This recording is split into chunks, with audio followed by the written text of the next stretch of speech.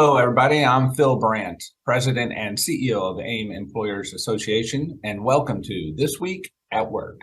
This Week at Work is the only show about the workplace that offers you front row seats and a microphone, featuring experts in human resources and employment law to bring you practical, timely, and accurate insights so you can more effectively lead your organization.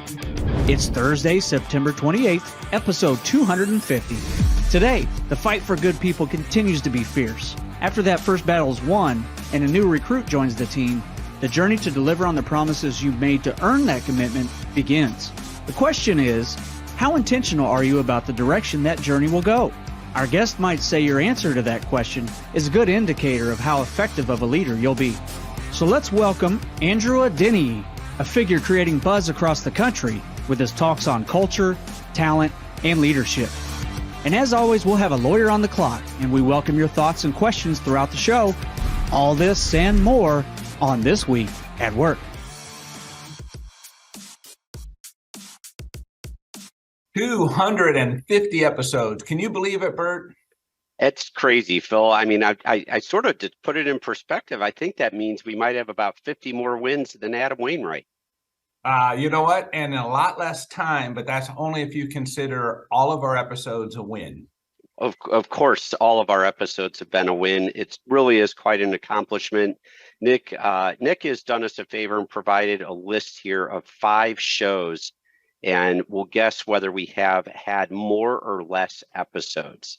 So we're going to play a little game here. So a little over or under here. Yeah, a little over or under. Nick, you might want to, I know you substituted one of these. I think we started off with MASH. Is that correct? Yeah, Hey, Bert, before you go and do this, Bert, I want to, if we're going to play a game in over and under, I want to introduce our guest, Andrew Adeniyi. Andrew is a national speaker, keynote speaker, and author. Does some consulting work as well. Wonderful guy. He's been a speaker at our leadership conference in May of 2022 or 23. He is also going to be a speaker at our upcoming event in Lake Mary, Florida, our HR Wayfinder Summit. And I just wanted to introduce him because if you're gonna try and test me, I'm bringing Andrew into the game because I get one pass, and when I pass, Andrew gets to choose. All right, Andrew's going to be your lifeline. All right, so my lifeline. So what about MASH? Over or under? I'm gonna say MASH has more than 250, so I'll take the over. All right, you're correct on that one. It's 256, right. So we're right on the heels of MASH. Well, that's close. All right, I only got to beat it by one. All right, what about The Office? This is Friends. Never mind. Friends. This is Friends. Let's do Friends. Friends. Oh, that was a long running. I'm going to go with the over on Friends. You missed that one, Phil. 236. 236. All right, we were close. Should have used that lifeline. All right. 50%. That's better than I do at work. All right. All right. So what's next? We know that. That's Seinfeld. Seinfeld. Yeah. I'm going to use a lifeline on Seinfeld. Andrew, I'm going to give that one to you. I'm going to go with under for Seinfeld. Phil, you wisely used your lifeline. 180 episodes. All right, Andrew bailed you out. There you go. Andrew and I are becoming good friends. All right, what's next up there? We know that. That's Cheers. Or Cheers. Cheers. Over under. I think Cheers is definitely over. Cheers was over, yes. So Cheers had 275 episodes. All right, so we're 75%, right? Yeah, doing pretty good. Okay, is that the last one? Or is there more? I got to imagine that Bert has watched every single episode of Night Court, don't you think? Absolutely. Well, let me ask this question. Is Night Court still running new episodes? No way. No, there is a new version of it. There's a newer version, and I think it's like supposed to be Harry's, the Honorable Harry T. Stone. Is that what it was? His daughter, I think, is the judge. Okay. But we're not counting that episode. The judge on Night Court? Who was that? Judge Harry T. Stone, wasn't it? Okay. All right. Andrew, I'm going to call on a lifeline one more time. Night court. I'm going to go under with night court. Okay. Nick, let's roll it. What do you got? 193 for night court. Right. Andrew bailed you out again. Phil, Andrew, you guys did well on that. Hey, you know what, Bert? I pick the people I hang out very wisely. I hang out with you and look at all the good wisdom that you bring to our audience, and now we got Andrew in the game, and he's batting 1,000. I mean, we're doing okay. Absolutely. Pick your friends wisely. Yeah. All right, that's good stuff. That's a lot of fun. Thanks for that, Nick. But 250 episodes, we really do this. We do it for you, right? We want you to have the information you need so you can more effectively run your business. Bert and I are always happy to talk about just about any topic. So let us know what topics you would like us to bring to the table, and we'll try and bring you the information you need to do the job you need to do. But with that, let's get on to our poll question for today. Let's see here. The poll question is, what do you believe are the top 3 challenges facing leaders today? And we have several options for you to select from. Oh, sorry about that. I'm away from the office today, and I don't mean for that to be interrupting. So that's our first question. What do you believe are the top 3 challenges facing leaders today? And the second word cloud is, what is the very first thought that comes to mind when you think of prioritizing people? Do you even think about prioritizing people? That's even a better question. But what's the first thought that comes to mind when you think about prioritizing people? We'd like to get those. And then, Andrew, we're going to bring those back up in a little bit and get your opinion on those as well. With that said, it is time for our lawyer on the clock. Bert, are you ready? I'm ready, Phil. We got a lot to cover. Lawyer, you are on the clock. All right, it's time to look into what's trending in employment law. Lawyer, you're on the clock. Phil, I'm going to put you on the spot. What do you think my first topic's going to be today? Might have something to do with the government shutdown. You're doing really well today, Phil. That's exactly right. The federal government might be shut down after September 30, just a couple of days away. And now the attention really is primarily on the U.S. House of Representatives, because for the second week, House Republicans basically have scuttled their plans to vote on short-term government funding legislation. And these legislative stalemates obviously can quickly change on Capitol Hill. But as of now, it seems likely that the federal government will shut down. We often know that there are these 11th hour and 45-minute resolutions that are achieved and short-term funding bills that are passed. But as of right now, it does appear we are heading for a government shutdown. So that, of course, Phil, begs the next question, which I'm sure is on your mind, is that how will a federal government shutdown impact employers? That's what our focus of our show is. And basically what the government does is they look at mandatory versus discretionary spending. And it's important to remember that the debate swirling in DC is focused on discretionary government spending, not mandatory spending. The former is controlled through the annual appropriations process, while the latter is governed by separate laws. That means things like Social Security, Medicare, Medicaid, and veterans programs will not be impacted by a shutdown. But there are some entities that would be impacted by a shutdown. Federal contractors, for instance, they should expect delays when dealing with their contracting agency. Federal agencies like the Labor and Employment Agency activities will likely be curtailed as non-accepted government employees may be furloughed. So think in terms of like the EEOC and the Department of Labor. Those could be impacted quite a bit. And so you might want to focus on charges of discrimination. For instance, those will still be accepted by the EEOC during a government shutdown because those relate to deadlines that charging parties have to file their charges of discrimination. So the EEOC will still be accepting charges of discrimination. They will have essential personnel in to accept and take those charges, mainly online, but to process the charges. But then the ability of people to ask questions as they file their charges is likely to be substantially curtailed. Also, with respect to EEOC investigations, those are very, very likely to be postponed during any government shutdown.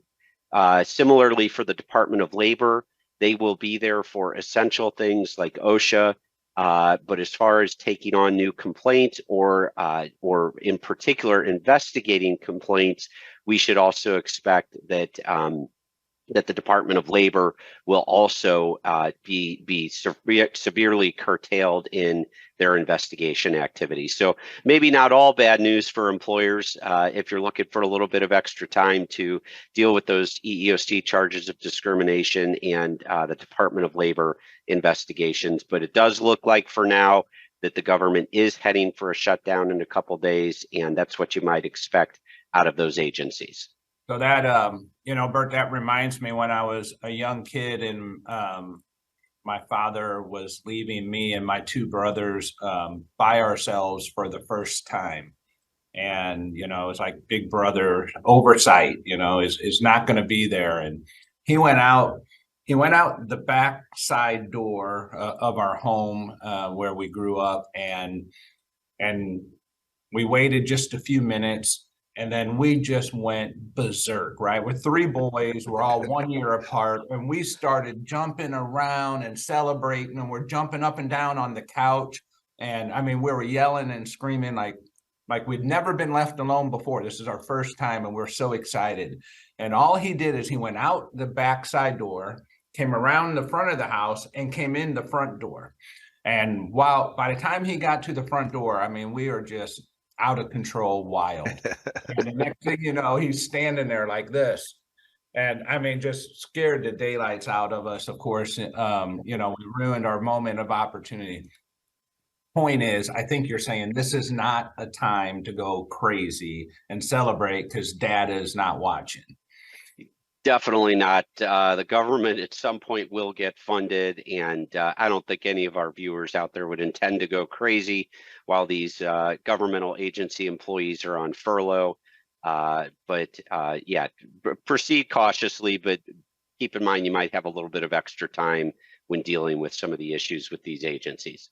All right. Well, there you go. What else, Bert? Anything else for the group? Yeah, I want to cover at least one other topic here before you cut me off, Phil. I want to talk about the fact that a week ago today, the EEOC released its strategic enforcement plan for fiscal years 2024 through 2028. And what they're really focusing on, it's not a shock at all. I've kind of talked about it on this program. It's fairly consistent with what they've been focusing on in the past, and that is they're very focused on, quote, eliminating barriers in recruitment and hiring. The EEOC will continue to focus on the use of artificial intelligence in hiring and recruiting, where such systems intentionally exclude or adversely impact protected groups. The Commission will also focus on attempts to steer or channel workers into specific jobs based on protected traits. So that's their first strategic priority. The second one is protecting vulnerable workers and persons from underserved communities from employment discrimination. They will continue to focus on policies and practices that impact particularly vulnerable workers and persons from underserved communities, which include but are not limited to migrant workers, individuals with intellectual or mental health disabilities, LGBTQI plus workers. That's their initials that they put on it. Low wage workers and supervisors of gender-based violence. The next strategic priority is to address selected, emerging, and developing issues. This, of course, again, gets to technology-related employment discrimination, also enforcement of the Pregnant Workers Fairness Act, as well as attention to discrimination influenced by or arising as backlash in response to local, national, or governmental global events, including discriminatory bias arising as a result of recurring historical practices. That one's a mouthful, and I'm not quite sure what they're going after with that one. The next one is advancing equal pay for all workers. We've only got two more after this, Phil. And with this one, the EEOC will investigate employer practices such as pay secrecy policies, discouraging or prohibiting workers from asking about pay or sharing their pay with coworkers, and reliance on past salary history or applicants' salary expectations to set pay. The second to last is preserving access to the legal system. The EEOC will scrutinize arbitration provisions as well as overly broad waivers, releases, non-disclosure agreements, or non-disparagement agreements. And then finally, preventing and remedying systemic harassment. They will continue to focus on strong enforcement with appropriate monetary relief and targeted equitable relief to prevent future harassment. So that's quite an ambitious agenda. It is largely consistent with what they've said in the past, but there is that particular emphasis on technology-related issues. Yeah, that's I'm down here in Orlando, Florida, not at Disney World or Universal Studios, but with our members in Florida. And we have Mikey Mack down here, and our listeners all know Mikey Mack, our compensation expert. And we're running 5 compensation programs, and all of those topics that you just referenced with the EEOC, particularly the ones related to pay transparency, confidentiality, those types of things have all been serious topics of discussion. And, Florida doesn't have any real legislation on the books about pay transparency, as some of the other states have already implemented, but it really doesn't matter where you're at today and what your state law is. It's coming one way or another. It's coming for you. So it's really about having the right structure, getting yourself organized, and making sure that we're not taking away the rights that they have under whatever government agency, as it relates to the Department of Labor or the EEOC in this case. Yep. Yeah. Very well said, Phil. Just be prepared. It's a constant push and sort of expansion of workers' rights and whittling away of employer protections. And it always seems to be going in one direction, and there's just more and more kind of heaped on business.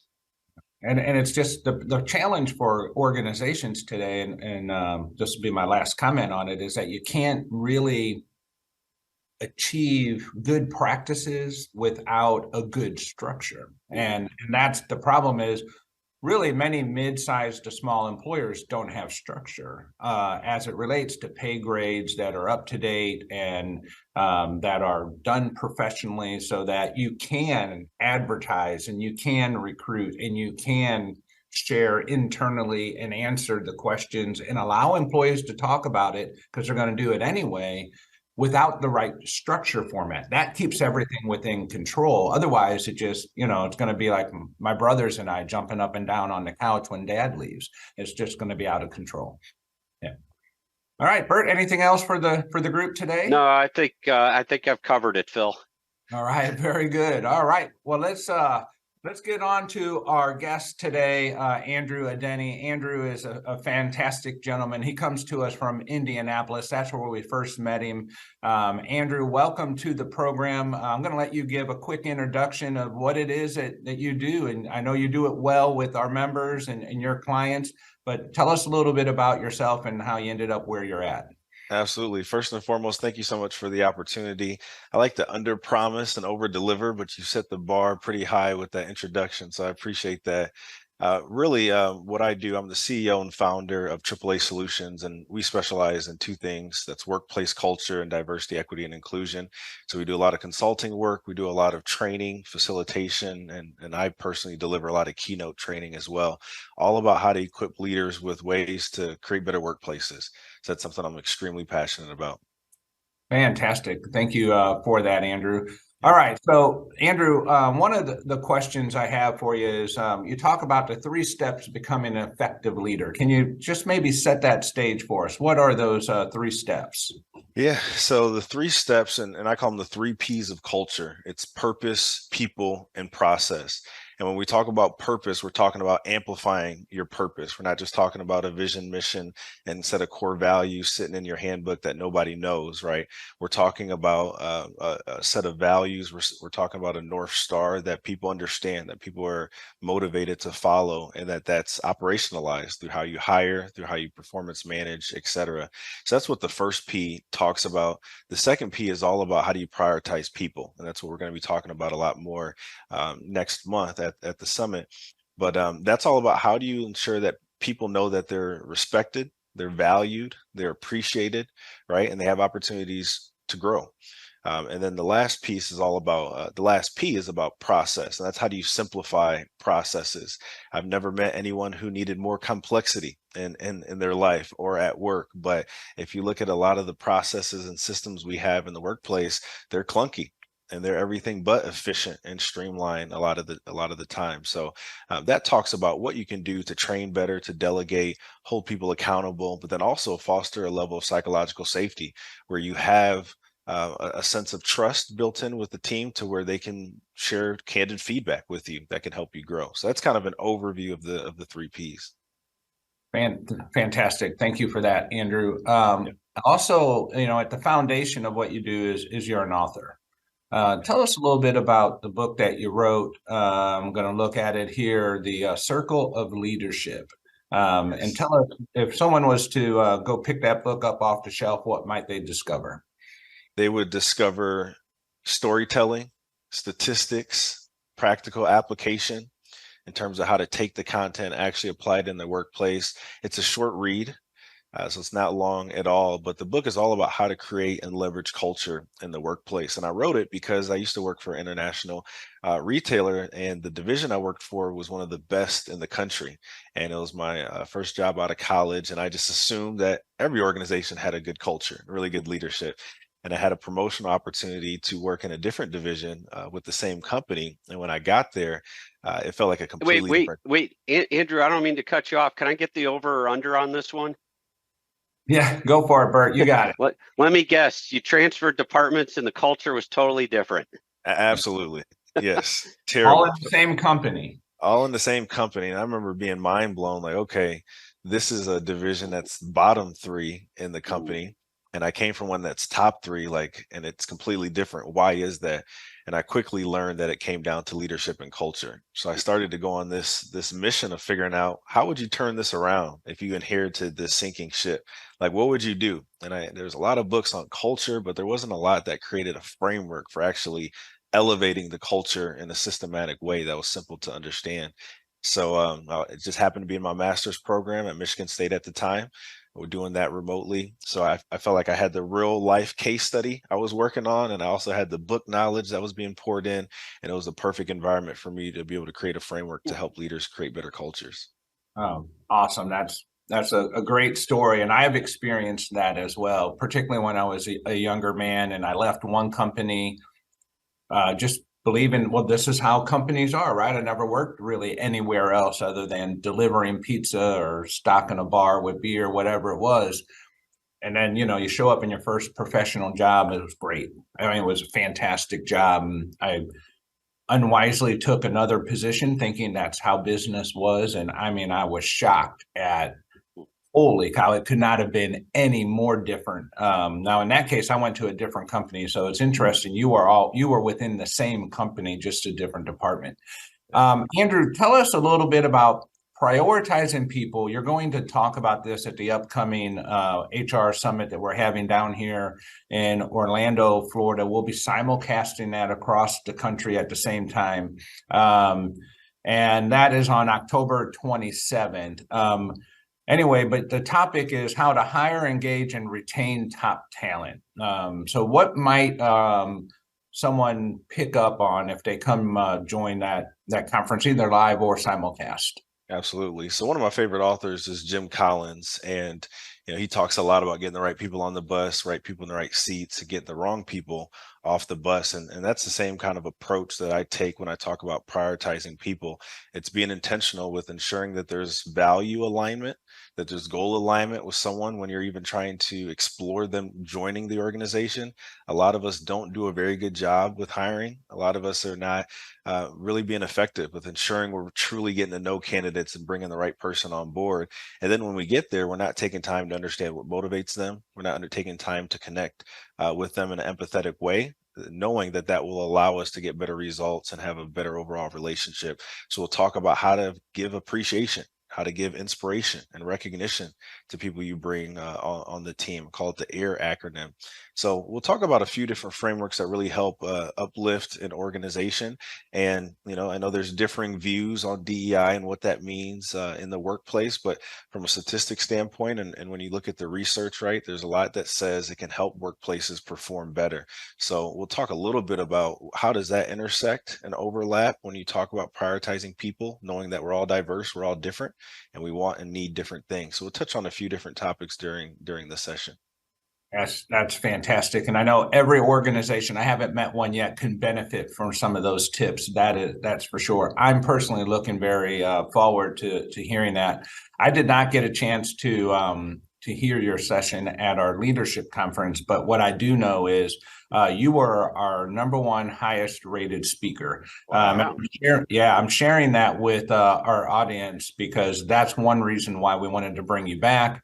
And you're bringing a different topic forward. So anyone that did listen to you at that conference can maybe benefit again from a different topic, same speaker. So we're looking forward to that. One of the things we like to do with our guest is share our poll results and get our guest opinion on the results of our poll question here. So I'm going to ask Nick to bring that up. Andrew, hopefully you can see that. And just to remind you and everyone else, the question was, what do you believe the top 3 challenges are facing leadership today? And we had a variety of selections: communication, engagement, motivation, resource constraints, work-life balance, resource constraints for time, conflict resolution, team building, performance management. What was the last one there, Nick? There was one more at the bottom. But as you delegation. So as you look at these results, Andrew, what stands out to you? And Bert, I'll invite you as well if you have any opinions or comments. Yeah, I think the first thought that comes to mind is I'm not surprised, especially when you look at the top 3. The top 2 were the 2 of the 3 I would have selected. So I had communication, engagement and motivation, and conflict resolution as the top 3 that I was going to suggest. But I'm not surprised because money is important and you need that to get a lot accomplished in the workplace. I can see why that's up there. I see it just moved to 4th place as we're speaking. So work-life balance and the hybrid and remote workforce that we're experiencing now, going through unprecedented change. So I'm not surprised by the results is kind of my overall takeaway. Yeah, I know. Go ahead, Bert. Yeah, consistently with that, we've talked a lot of times on the program. We've done a lot on the program about unionization, Phil, and you and I've talked many times that the #1 reason, a lot of people think that the #1 reason is going to be money. And that's actually about number 5, 6, or 7 on a top 10 list. And #1 really usually comes down to those softer skills, the communication issue, especially. And when employees feel that they don't have a voice in the workplace, that's when they go out and they organize. That's when they unionize because they feel that they need a voice in the workplace. They feel that their employer is not listening to them. And I think that goes both directions. And so I'm not surprised to see that communication is the #1 issue there. Yeah. And, the only other color I'll put to that is the fact that when, we do a lot of employee opinion and engagement surveys, and very seldom does it come back where communication is not the #1 priority for the organization to improve. And, even with the most organized, significant efforts in that space of communication, it sometimes doesn't get received the way it wants. And I've never been on, to your point, Bert, a union campaign, and I've done, I don't know, about 23 of them in my career. Communication was always the #1 issue. Yep. The union will make it about pay, but it wasn't. It was always the internal communication between management and the employees a couple supervisors in the employee group. And that fits right in line with what I heard Andrew say. In one department, fantastic collaboration, teamwork, high level of performance, same company, another department, and the absolute opposite, right? So that's where problems exist. And that often comes down to the leader and having the ability to, have the skills, give them a chance. You're going to have to invest in training and so on. But I'm looking here at the chat real quick, and it looks like Deborah is making a comment. Will the Paid Leave for All Workers Act be a topic on the program in the near future? And what I can tell you for that, Deborah, is Bert and I are working right now on a program for paid leave. It's bigger than one topic that we can cover in 30 minutes. And so he and I have been putting together a program for that, and we'll be announcing the details of that really soon. So we appreciate that, Deborah. That is definitely a very complex law, and I don't mean to jump around on topics, but that is an important one I get a lot of questions on. All right, last chance here, Andrew. This is a small word cloud. Looks like engagement was our #1 single word selected. That does not surprise me either. I would not have been surprised if it would have said communication, even though you're prioritizing people. Communication would be at the heart of engagement, would it not? Absolutely. Yeah, I think understanding what resonates with people and how they see the world and what they need and their wants and needs, and then leaders trying to fill that gap is important for them to be engaged, but that all requires effective communication. All right. Well, Bert, Andrew, thank you very much. I want to invite everyone to go to the AIM website and check out our HR Wayfinder Summit that's scheduled for October 27th. Sign up for that. We have some great speakers, 2 national speakers. One is Andrew, who you're meeting today. The other one is Ryan Collier, who is going to talk about artificial intelligence in the workplace and how to leverage that for your advantage to gain efficiency. And then we also will have an employment law update done by Ford Harrison, who is our partner down here in Florida with our members for the last 40 years here. So we look forward to that. You're going to get a lot of good information. We appreciate you, Andrew, and we look forward to seeing you in person in October. Nick, Bert, Andrew, thank you very much. We will be back on air next week at 7:30. Until then, go out and be good to someone. Thank you. Bye-bye. Thank you once again for tuning in to This Week at Work. If you enjoy the show, please share it with your colleagues. Forward our invites. Share the link, aimea.org/thisweekatwork, or follow or subscribe wherever you get your news and entertainment, like LinkedIn, YouTube, Spotify, Apple Podcasts. We're everywhere you are. And you can be part of the show. Send your questions and comments anytime to info@thisweek.work. We'll see you next week, 7:30 a.m. Central Time, when we discuss what's happening this week at work.